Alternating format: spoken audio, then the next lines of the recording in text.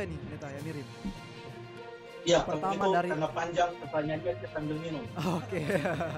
Selamat minum Pak Pendeta. Oke, mari dibacakan pertanyaannya. Oke, yang pertama dari Astanaria Tarigan. Kalau bukan oleh kasih karunia Allah, keselamatan itu tidak ada satupun manusia yang selamat. Kalau bukan oleh kasih karunia, Yesus mati di kayu salib. Kenapa? Seperti itu yang pertama. Saya mau katakan ini adalah suatu pernyataan yang sungguh luar biasa. Betul. Kita diselamatkan karena ada kasih karunia. Kalau tidak ada kasih karunia, kalaupun kita katakan ada iman, mau iman untuk apa? Emangnya kalau kita punya iman, lalu kemudian kasih karunia itu akan diberikan? Tidak. Kasih karunia dulu ada, baru kemudian memberikan kepada kita peluang. Baca dalam Efesus pasal yang kedua, ayat yang ke-8 yang mengatakan, karena kasih karunia, kita diselamatkan oleh iman. Jadi kasih karunia itu ada, lalu kemudian kita menyambut dengan iman. Persis sama dengan Yohanes 3:16. Karena begitu besar kasih Allah akan dunia ini, Ia mengaruniakan anaknya, itulah kasih karunia, supaya barang siapa yang percaya kepadanya tidak akan binasa. Jadi betul, kita diselamatkan oleh kasih karunia Allah. Saya berhenti saja dulu di situ. Siapa tahu ada pertanyaan yang terkait dengan itu nanti. Oke. Iya, masih ada kelanjutan Pak Pendeta.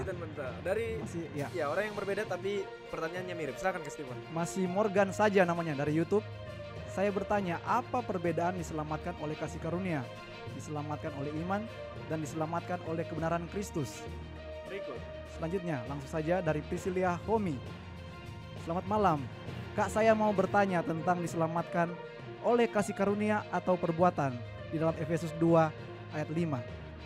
Karena ayat itu menyatakan kalau enggak apa-apa, kita buat dosa atau kita diselamatkan oleh kasih karunia. Mohon penjelasan dalam ayat tersebut. Terima kasih. Efesus 2 ayat 5. Terima kasih. Pertama-tama untuk Saudara Morgan, apa perbedaan diselamatkan oleh kasih karunia, diselamatkan oleh iman, dan diselamatkan oleh kebenaran Kristus. Ketiga-tiganya tidak bisa dipisahkan satu dengan yang lain. Sudah kita buktikan dengan rumus yang terdapat dalam Efesus pasal yang kedua, ayat yang ke-8 yang mengatakan, karena kasih karunia, kamu diselamatkan oleh iman. Jadi kasih karunia itu adalah landasan, dan karena ada kasih karunia itu, kita boleh menyambut dengan iman, dan kita diselamatkan. Sekalipun kita punya iman, kalau tidak ada kasih karunia, kepada siapa kita mau beriman? Lalu kemudian, bagaimana dengan kebenaran? Apa yang dimaksudkan dengan kebenaran? Kita pun tidak punya kebenaran. Yesaya 64 mengatakan kebenaran kita seperti kain kotor, gampang sobek, ya, kain lara, kain yang sudah busuk-busuk, kain yang lapuk. Jadi, kalaupun kebenaran bukan kebenaran kita tidak bisa diselamatkan oleh kebenaran kita. Salah satu bukti adalah apa yang dituliskan di dalam Galatia pasal yang ketiga ayat yang ke-8 yang mengatakan Abraham percaya kepada Allah, maka Allah memperhitungkan hal itu kepadanya sebagai kebenaran. Allah memperhitungkan hal itu sebagai kebenaran. Padahal Abraham tidak punya kebenaran. Baru percaya, Tuhan sudah katakan, udahlah, saya hitung itu benar. Sungguh luar biasa kasih daripada Tuhan itu.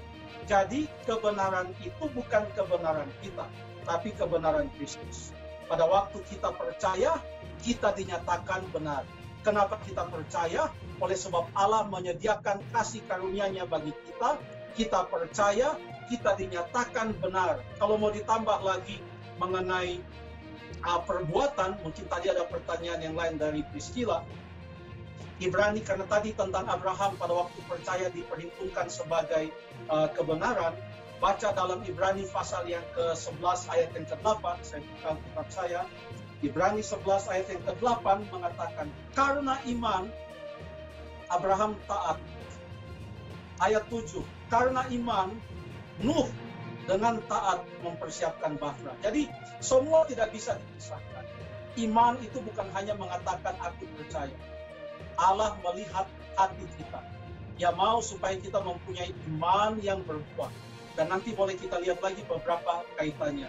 Mungkin kepada pertanyaan dari Priscilla tadi, kalau tidak salah, tentang Efesus pasal yang kedua ayat yang kelima, lalu mengatakan, kalau begitu bisa dong kita mengatakan kita berdosa saja. Jawabannya adalah ayat Efesus 2 ayat 5 tidak mengatakan gak apa-apa kita berdosa, toh kita diselamatkan oleh kasih karunia.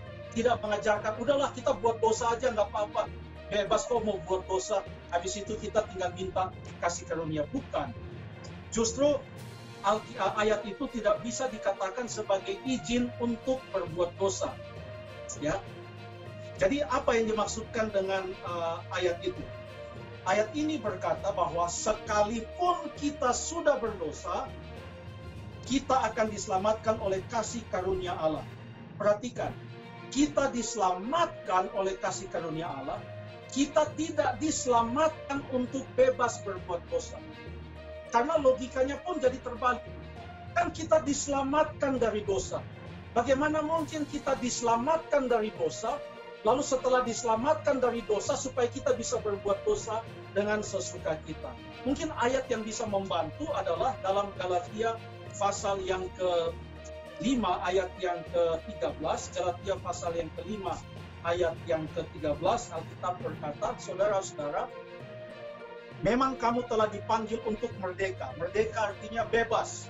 Oleh darah Yesus, Dia sudah memerdekakan kita dari dosa-dosa kita.